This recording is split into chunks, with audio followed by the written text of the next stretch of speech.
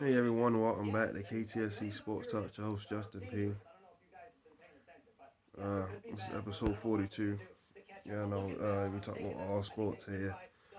So you make sure you hit the like button and subscribe button. At the bottom of the video, hit subscribe, go up to the top and hit all. Alright, today I'm gonna talk about the Ravens, man. Interested in Antonio Brown. Not saying I don't know if it's official yet, but I've been saying rumblings about us pursuing Antonio Brown. As you know, last year before he signed with the Bucks, he was interested in coming here. And the year before that, when Lamar had his MVP season when we were 14-2, he wanted to be a part. So everybody was a little iffy on it because from his previous situations in Las Vegas with the Raiders and with the Steelers had fallen out here with Ben Roethlisberger and Juju Smith-Schuster and Mike Tomlin and them guys. So a lot of Raven fans are like, nah, AB good talent, but I don't know if he's going. We don't want him to come in messing up the locker room, the chemistry. Because Hollywood is his younger cousin, so that's a plus with that. And him and Lamar, all them guys are from Florida, from South Florida, so they all, they worked out together and all that stuff like that. So they have like camaraderie together. So it would all depends on price and stuff like that. Me personally, I wouldn't mind it because the more the merrier, the more weapons you give your young quarterback, the better off he's going to be. He can't keep throwing to second and third tier receivers all his career.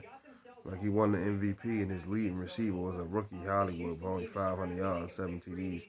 He had Seth Roberts, Willie Snead, a rookie Miles Boykin. Chris Moore was in and out the lineup. And of course Andrews was big, but you can't.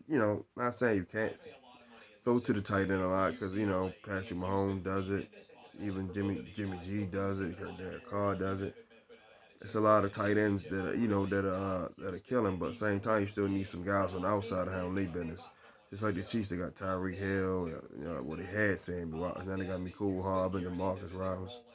So they got guys that can still one-on-one outside. So I wouldn't mind. Like I said, if AB was to come here and realize, like, hey, you're not gonna catch 100, not gonna get 175 targets. You might get probably like 100 targets, but you're gonna be guaranteed to win another Super Bowl. So, like I said, he didn't catch a lot of passes in Tampa last year because he got there late.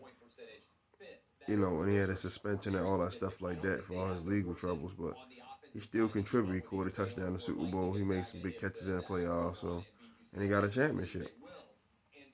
So I know he like Sammy Watkins, same with him. He got a championship. He went off in that Super Bowl versus the 49ers, man. He dug walked Richard Sherman on that last drive. You know what I mean? If Sammy healthy, he's an upgrade over Snead and all them guys. I don't care what nobody say. Like I said, if AB could just stay out of trouble, he's an upgrade as well. You add those two guys to the offense. It'd be pretty dangerous now. Now we don't have to go take a receiver right away. We can go rush the pass rush or something like that. Rest of the offensive line, maybe the safety position. Everybody's talking about that because we have two safeties back there. Like I said, they're good tacklers, but between the both of them, they can't get their hands on the interception. So it's like I got to give us more than just coming up making tackles. So like I said, AB definitely, man, is a future first ballot Hall of Famer, man. I don't know about first ballot now because all the off the field stuff, but his numbers alone, he's a Hall of Famer, man. He's a former Triple Crown winner, led the league in receiving touchdown yards and receiving and catches. I want to say I think that was 2016, 17. Man, he's just phenomenal receiver, man. He still got it. Like I said, I know the Seahawks. Russell Wilson's banging on the table for him. Tom wants him back, but that money they're a little strapped with cash because they just paid Shaq Barrett and them guys, and rightfully so because they went off in that Super Bowl, man. They held Mahomes at 9 points. That's the lowest total the Chiefs have been held to since Patrick Mahomes has been drafted. So and granted the offensive line wasn't there and all that good stuff like that, but the Bucks pass rush, still did their job. Tall Bowles, man, he made adjustments from the first time they played, so they had to take care of them guys. So they left, the little money's a little short than they resigned for that. So AB is the odd man out as of right now. Like I said, who's to say they don't bring him back? Probably sooner. Because they still got Tyler Johnson. They still got Scotty Miller. You know, they still got decent other slot guys that can, get the job done. They still got Gronk there, OJ Howard, Cameron Brate. I think he signed somewhere else. I'm not too sure. But yeah. So Antonio Brown would definitely be a huge addition to this offense. Like I said, Lamar's been banging on the table for him for 2 years now. So so definitely, AB definitely will help us out a lot.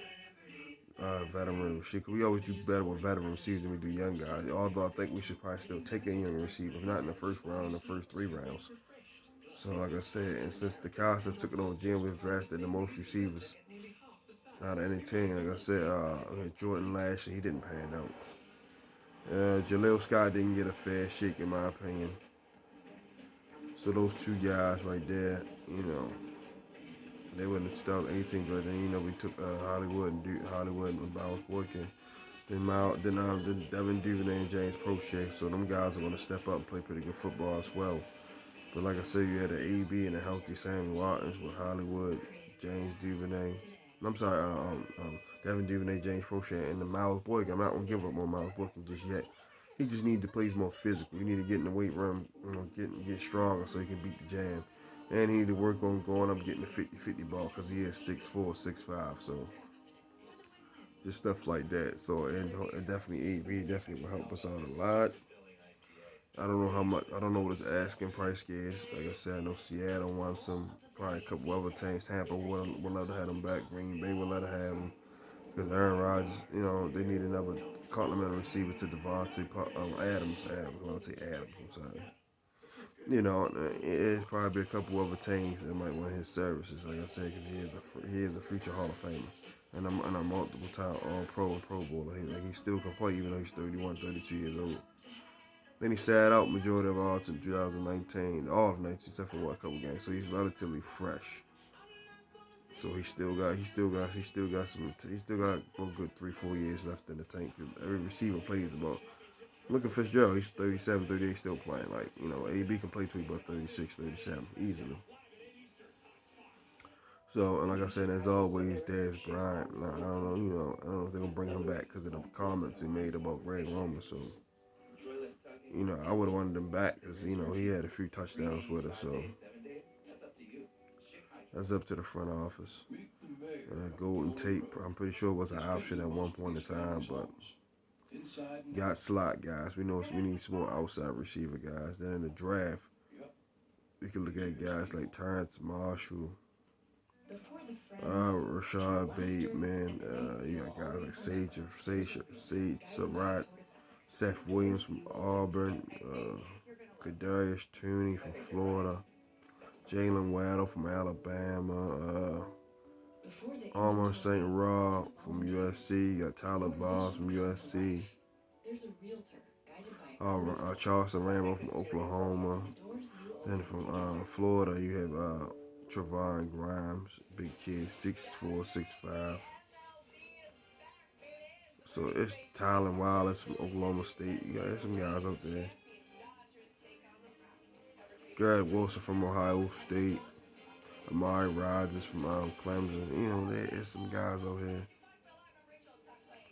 that the Ravens can look at day 1 and day 2 to add to the receiving corps as well. Because we definitely still need some young guys. We can't rely on just old head veterans just to come save the day.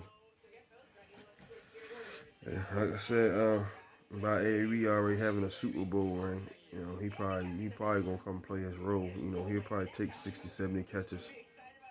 To help his cousin get a Super Bowl ring and Lamar, because those are his guys. They work out every summer together. So I hope if we can make it happen, man. I say why not, man? Just put him on a incentive-based contract. Look here, man. You can't come here and saying all this crazy stuff, whatever. Stick to the script, man. Make plays when your number's called. Boom. Let's go get this championship. And then once we do that, now we can use the draft capital on edge rush. Because we got to get to the quarterback, man. We only have Bowser, McPhee, and Jalen Ferguson is our only 3 edge rushers on this roster. Literally only 3. So everyone, that'll be it for this episode of KTSC Sports Talk with Justin P. Make sure you hit the like button and the subscribe button at the end of the video. Go up and hit all so you get all my latest content. All right, everyone. You guys have a wonderful day. For those on the East Coast, I know it's definitely raining, so just make the best of it. Watch some NBA games, some March Madness, to help the time pass by. See you guys tomorrow.